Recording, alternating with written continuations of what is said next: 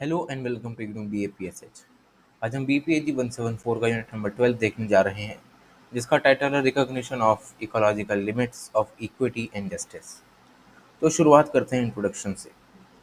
Introduction में हमें ये बताया गया है कि इन्वायरमेंट हमारी लाइफ का एक सपोर्ट सिस्टम है। आज हमारी लाइफ पूरे तरीके से इन्वायरमेंट पर ही डिपेंडेंट है।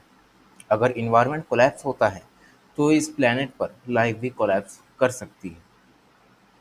हमें ये भी ध्यान रखना चाहिए कि जो इन्वायरमेंटल रिसोर्सेज आज हम अपनी डेवलपमेंट के लिए यूज़ कर रहे हैं, वो हमेशा के लिए यहाँ पर नहीं अवेलेबल रहने वाले हैं। बहुत सारे ऐसे रिसोर्सेज हैं, ठीक है, जिनकी एक लिमिट है यूज़ करने की, ठीक है। उसी के साथ साथ यहाँ पर इन्वायरमेंटल जस्टिस की भी बात की जाती है कि हम डेवलपमेंट के लिए अपने इन्वायरमेंटल रिसोर्सेज को यूज़ तो करते हैं, पर किस तरीके से यूज़ करते हैं? क्या इक्वल वे में हम सबको उतने रिसोर्सेज देते हैं जिन्हें डेवलपमेंट की ज़रूरत है क्या? सबको इक्वली डिस्ट्रीब्यूशन किया जाता है सारे नेचुरल प्रोडक्ट्स का जो कि हमें इन्वायरमेंट से मिलते हैं।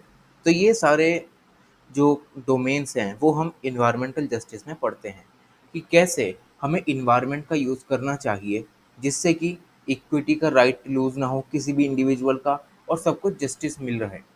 ठीक है, तो ये सब इन्वायरमेंटल जस्टिस में आता है। रिसेंट टाइम्स में देखा गया है कि जो कॉम्प्लेक्स रिलेशनशिप बनती जा रही है ह्यूमैनिटी और इन्वायरमेंट की क्वालिटी में, वो ज़्यादा कॉम्प्लेक्स बनती जा रही है, क्योंकि आज के टाइम पर जो ह्यूमैनिटी है अपनी डेवलपमेंट के लिए वो हर हद पार कर रही है।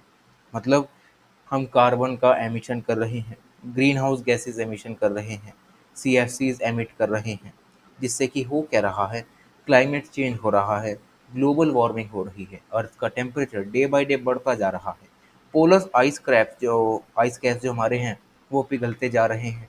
ठीक है, जिसकी वजह से सी लेवल राइज हो रहा है। बहुत सारे देश सी लेवल राइज की वजह से आज के टाइम पर जूझ रहे हैं कि आगे जाकर 10-15 सालों में वो डूब ना जाए। तो ये कहीं न कहीं जो इंटरलिंकेज है, वो आज हमें एनवायरनमेंट और ह्यूमैनिटी के बीच में देखने को मिल रही है, जो कि बहुत ज़्यादा कॉम्प्लेक्स बनती जा रही है। तो इसीलिए एनवायरमेंटल जस्टिस का कॉन्सेप्ट यहाँ पर उठने लगा है। ग्लोबल लेवल पे बात करें तो ह्यूमैनिटी जो है, वो आज के टाइम पर बहुत ज़्यादा चैलेंजेस को फेस कर रही है, जिसका ये मतलब है कि जो ह्यूमन्स और इन्वायरमेंट के जो बीच में रिलेशनशिप है, वो बहुत ही ज़्यादा बिगड़ती जा रही है। वर्ल्ड के लीडर, साइंटिस्ट, एक्टिविस्ट, एकेडमिक्स जो हैं, वो बार-बार इसके चेतावनी भी देते रहते हैं कि क्या हमारे रिलेशन जो हैं, वो किस तरीके से ट्रांसफ़ॉर्म हो रहे हैं। ठीक है, जैसे कि क्लाइमेट, अर्थ, जो कि हमें इमीडिएटली इन पर एक्शन लेना चाहिए। तो ये सब इंट्रोडक्शन में हमें बताया गया है। अब बात करते हैं इकोलॉजिकल जस्टिस की, ये है क्या?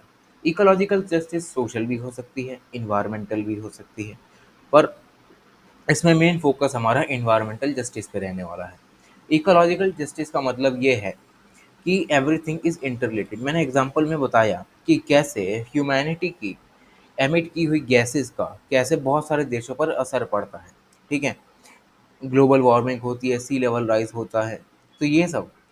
और इसमें ये बताया जाता है कि अगर हमने इस रिलेशनशिप को आगे तक लेके जाना है, तो हमें एनवायरनमेंट के साथ अच्छे से कोहेरेंट वे में अपनी सस्टेनेबिलिटी बनाकर रखनी चाहिए। सस्टेनेबल डेवलपमेंट करनी चाहिए, ताकि हमारी भी डेवलपमेंट हो जाए और जो एनवायरनमेंट है उस पर भी ज़्यादा डैमेज ना हो। अगर हम सोशल लेवल पे बात करें तो इन्वायरमेंटल स्फीयर में सबको इक्वालिटी देने का काम रहता है कि इन्वायरमेंट के जो भी रिसोर्सेज हैं, ऐसा नहीं है जिन देशों के पास सबसे ज़्यादा पैसा है सारा इन्वायरमेंट का रिसोर्सेज वही यूज़ करेंगे। इक्वली हमें सबको यहाँ पर रिडिस्ट्रीब्यूट करना चाहिए ताकि जो जस्टिस है वो सबको मिल रहे। सेकंड आता है हमारे पास relationship between environmental justice and rights of tribals. अब अगर हम इन्वायरमेंटल जस्टिस को देखें तो हमें कुछ यहाँ पर इम्पोर्टेंट पॉइंट्स बता के रखे हैं, जो कि इन्वायरमेंटल जस्टिस को समझने से पहले हमें पढ़ने हैं। सबसे पहला पॉइंट आता है इसमें fair distribution of environmental goods and benefit, जो कि हमने ऊपर भी देखा सोशल लेवल पर कि इन्वायरमेंट से जो भी प्रोडक्ट्स निकलते हैं हमें उसका फेयर डिस्ट्रीब्यूशन करना है। ऐसा नहीं करना कि जो लोग ज़्यादा पैसा खिला रहे हैं उनको ज़्यादा रिसोर्सेज दे दे, जो गरीब हैं उनको कोई पूछ भी नहीं रहा। ऐसा हमें नहीं करना। सारे बेनिफिट, सारे गुड्स एंड सर्विसेज जो कि हम इन्वायरमेंट से ले रहे हैं, हमें उसे इक्वली डिस्ट्रीब्यूट करना है। सेकंड पॉइंट ये है कि जो भी ह्यूमन और नॉन ह्यूमन इंटरेस्ट हैं, उनके लिए डिसीजन मेकिंग को अच्छा करना है। ठीक है, आज के टाइम पर जो भी जो चैलेंज है जो ह्यूमैनिटी एक्सपीरियंस कर रही है, उस हिसाब से ओरिएंटेड हमारी डिसीजन मेकिंग होनी चाहिए और डिस्ट्रीब्यूशन पावर होनी चाहिए। थर्ड पॉइंट है कि जो भी डिसीजन हम बना रहे हैं, जिन लोगों के लिए बना रहे हैं, उनमें उनका डेमोक्रेटिक पार्टिसिपेशन होना ही चाहिए, क्योंकि अगर हमने उन लोगों के बारे में सोचा नहीं, उनको डिसीजन मेकिंग में पार्टिसिपेट करने का मौका ही नहीं दिया, तो वो डिसीजन किस काम का, ठीक है। वो फिर हम कहेंगे कि जिसने ज़्यादा पैसा दिया उसको सारे रिसोर्सेज दे दिए, इससे कि इनजस्टिस पैदा हो जाएगा। फोर्थ आता है building of capabilities among individual groups and non human parts of nature, कि जो भी इंडिविजुअल्स नेचर के साथ रहते हैं, जंगलों में रहते हैं, हमें उनकी कैपेबिलिटीज़ को बढ़ाना है। नॉन ह्यूमन पार्ट जो है नेचर के, हमें उनकी भी क्वालिटी को मेंटेन करके रखना है। तो ये सब हमारी इकोलॉजिकल या इन्वायरमेंटल जस्टिस में आता है। अब बात करते हैं इन्वायरमेंटल इनजस्टिस की। इन्वायरमेंटल जस्टिस बहुत सारे मैकेनिज्म से यहाँ पर प्रोड्यूस की जाती है, जैसे कि कुछ गवर्नमेंट प्लानिंग में धांधलेबाजी हो गई, उसकी वजह से इन्वायरमेंटल इनजस्टिस पैदा हो गया। जहाँ पर जो गवर्नमेंट है वो कहती है कि जाओ भाई, जो प्राइवेट सेक्टर है तुम जाओ, जो भी तुम्हें एक्सप्लॉयटेशन करना है इन्वायरमेंट में वो करो। लोकल्स जो वहाँ के हैं, जो ट्राइबल लोग वहाँ के रह रहे हैं, इंडिजीनियस पीपल जो हैं, उनको साइडलाइन करो, हमें सिर्फ अपना एक्सप्लॉयटेशन देखना है। अब इसकी वजह से होता क्या है कि जो ट्राइबल जो लोग होते हैं, उनके इंटरेस्ट को यहाँ पर कंप्लीटली इग्नोर किया जाता है। वो अपनी मेन स्ट्रीम से आइसोलेट हो जाते हैं, ठीक है, जिसकी वजह से वो इन्वायरमेंटल जस्टिस की मांग करने लगते हैं। अब ये मांग तो करते हैं, पर इनके पास कोई जनरल इन्फॉर्मेशन होती नहीं, ठीक है। इनके पास लैक ऑफ इन्फॉर्मेशन होता है अबाउट द ट्राइब्स, ठीक है, उनकी uniqueness, right, special and legal political states in the country. तो इसकी वजह से होता क्या है कि इन ये जो लोग होते हैं, ट्राइबल पीपल जो होते हैं, वो कभी मेन स्ट्रीम मीडिया में आते ही नहीं, क्योंकि इनका कुछ पता ही नहीं होता। नेक्स्ट हमारे पास आता है कुछ फैक्चुअल डेटा जो कि इग्नू ने हमें दे के रखा है। सबसे पहला इसमें ये बताया गया है कि 2011 के सेंसस के हिसाब से देखें तो इंडिया में उस समय पर इंडिया में उस समय पर 104.2 मिलियन लोग रहते थे, जो कि उस समय की 8.6% कंट्री की पॉपुलेशन थी। अगर हमें इन लोगों को बचा के रखना है तो अल्टीमेटली हमारा इन्वायरमेंट भी बच जाएगा, क्योंकि ये जो ट्राइबल लोग होते हैं वो सबसे ज़्यादा एग्रीकल्चर पर डिपेंड करते हैं, रूरल एरियाज में रहते हैं, जो भी इन्वायरमेंट से डराइव प्रोडक्ट्स होते हैं उनका यूज़ करते हैं, तो इन्हें सारी नॉलेज होती है कि कौन सा फ्रूट किस समय पर उगेगा, कौन सी स्पीशीज़ जो है हमें बचा कर रखनी है। तो अगर हमें इन्वायरमेंट को बचाना है तो हमारी जो गवर्नमेंट है उसको ये ध्यान देना चाहिए कि हमें जो ट्राइबल लोग हैं उनके बारे में भी कुछ सोचना चाहिए। तो यही हमें इस पैराग्राफ में बताया गया है। बहुत ही ज़्यादा लार्ज नंबर में जो ट्राइबल लोग होते हैं वो फॉरेस्ट में रहते हैं, अपनी बेसिक नीड्स के लिए जो फॉरेस्ट से जनरेटेड प्रोडक्ट्स होते हैं उनका यूज़ करते हैं। अब उनके रिटर्न में ये क्या देते हैं कि जो भी इनका फॉरेस्ट का प्रोडक्ट होता है ये उसको प्रिजर्व करने में लगे रहते हैं, ताकि आगे जाकर भी हम इस प्रोडक्ट को यूज़ कर पाएँ। सस्टेनेबिलिटी को मेंटेन करके रखते हैं, क्योंकि इनके लिए जो इनका फॉरेस्ट है वो लाइफ सपोर्ट सिस्टम की तरह काम करता है। पर आज के टाइम पर एक ये सैड न्यूज़ ये है कि ग्लोबलाइजेशन की वजह से इन नेचुरल रिसोर्सेज पर प्रेशर बढ़ता जा रहा है। प्रेशर बढ़ रहा है, प्राइवेट सेक्टर, गवर्नमेंट सारे आ रहे हैं रिसोर्सेज का एक्सप्लॉयटेशन करने। इसकी वजह से जो इंडिजिनियस लोग हैं उनको यहाँ पर साइडलाइन किया जा रहा है, ठीक है, उनको अलग अलग जगह यहाँ पर डिस्प्लेस कर दिया जा रहा है, जिसकी वजह से वो लोग वहाँ पर टिक नहीं पाते और इनका अंत हो जाता है।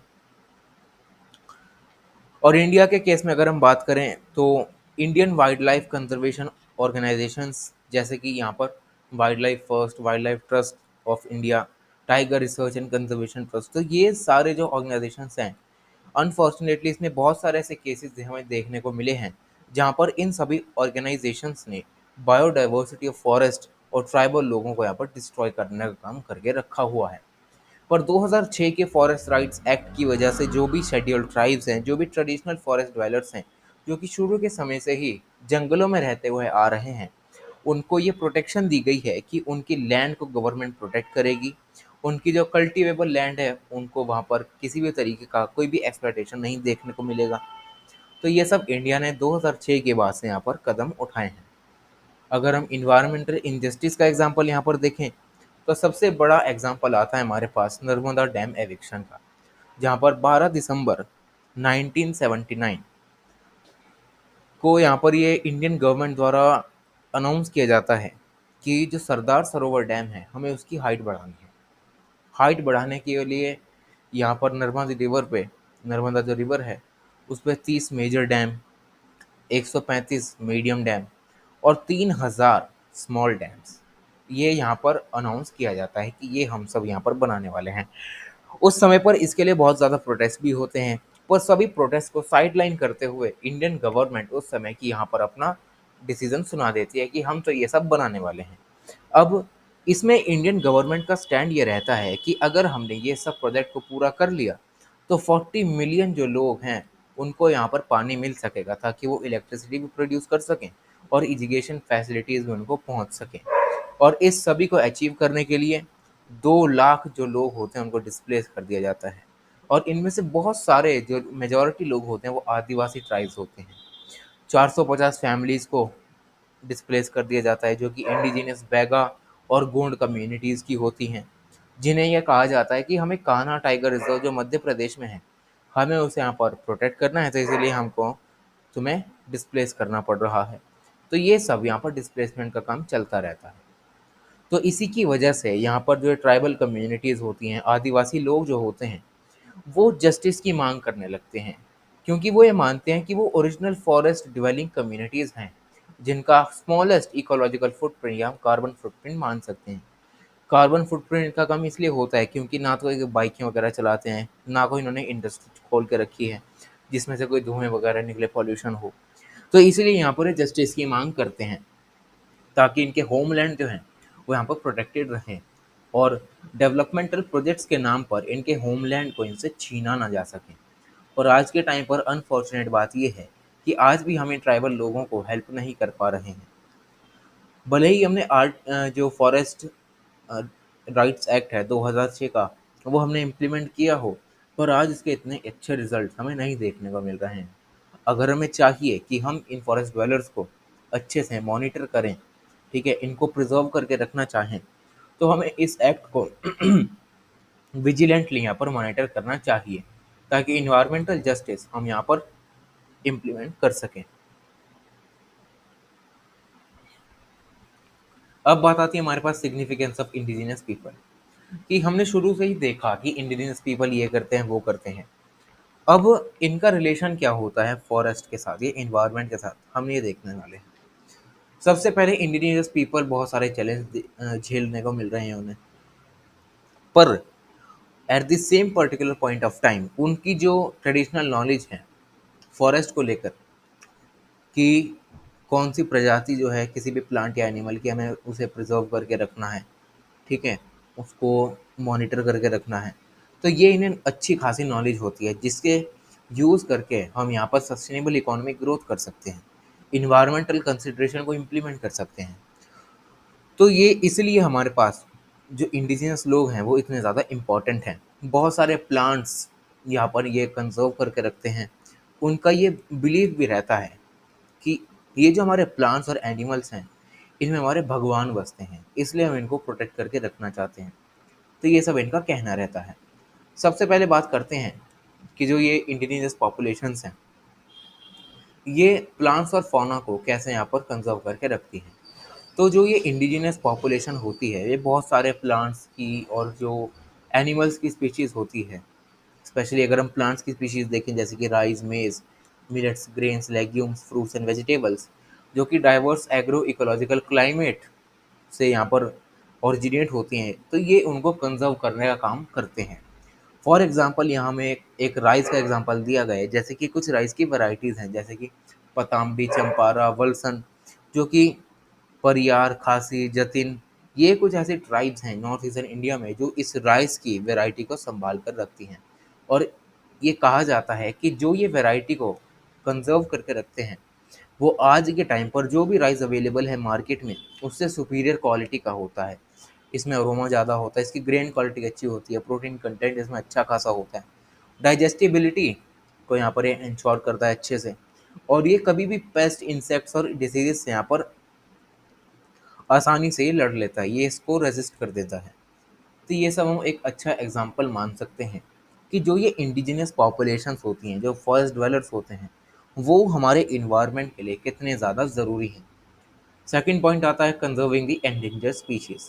तो जो ट्राइबल लाइव्स होती हैं, जो ट्राइबल लिव करते हैं हमारे जंगलों में, तो वो जानवरों के साथ वहाँ के हार्मनी के साथ रहते हैं, क्योंकि उन्हें भी पता होता है कि इन्हीं जानवरों की वजह से हमारा जीवन चल रहा है।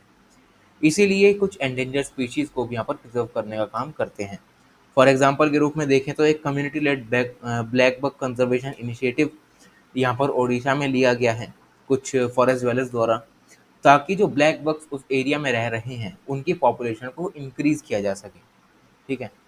नेक्स्ट एग्जाम्पल हमारे पास बिली गिली रंगना, ठीक है, जो कि टाइगर रिजर्व है साउथ इंडिया में। वहाँ पर जो सोलिगा ट्राइबल कम्युनिटीज़ हैं, इनका ये मानना रहता है कि हमें टाइगर को बचाना है, और ये रिपोर्ट भी किया जाता है फॉर रियल कि इनके कंजर्वेशन की वजह से जो वहाँ की टाइगर पॉपुलेशन है वो इंक्रीज हो रही है नेशनल एवरेज से भी ऊपर। ठीक है, जो गवर्नमेंट एक एवरेज सेट करके रखती है कि एक साल में हमें कम से कम 50 टाइगर और ज़्यादा यहाँ पर इन्हें रेज करना है, तो ये नेशनल एवरेज से भी ऊपर ले जाते हैं। ठीक है, तो ये सब इनका काम रहता है। पर आज के टाइम पर बात यहीं आ जाती है कि जो पॉलिसी मेकर्स होते हैं वो इनकी वैल्यूज़ को ज़्यादा समझते नहीं। वो सिर्फ अपने डैम्स बनाने में, ठीक है, दूसरे इंडिविजुअल जो इंडिजिनस लोग होते हैं उनको डिस्प्लेस करने में लगे रहते हैं। जो लोग जंगलों में वहाँ पर सेल्फ सफिशिएंट कम्युनिटीज़ की तरह रहते हैं, वो कुछ ग्लोबलाइजेशन के प्रोसेस के ज़रिए यहाँ पर रातों रात रेफ्यूजी बन जाते हैं। तो ये सब हमें यहाँ पर कंक्लूजन में दे रखा है। तो इसीलिए सरकार को ये ज़िम्मेदारी लेनी चाहिए कि जो भी लोग जंगलों में जी रहे हैं, उनके लिए भी कुछ ऐसे डिसीजन बनाए जाएँ ताकि खुद का डेवलपमेंट तो हो, और साथ ही साथ उनके बिलीव्स को भी यहाँ पर मारा ना जाए। ठीक है, क्योंकि अल्टीमेटली इन्वायरमेंट पर सभी निर्भर हैं और ये लोग इन्वायरमेंट को बचाने का काम करते हैं। तो ये सब था इस यूनिट में। Thank you so much.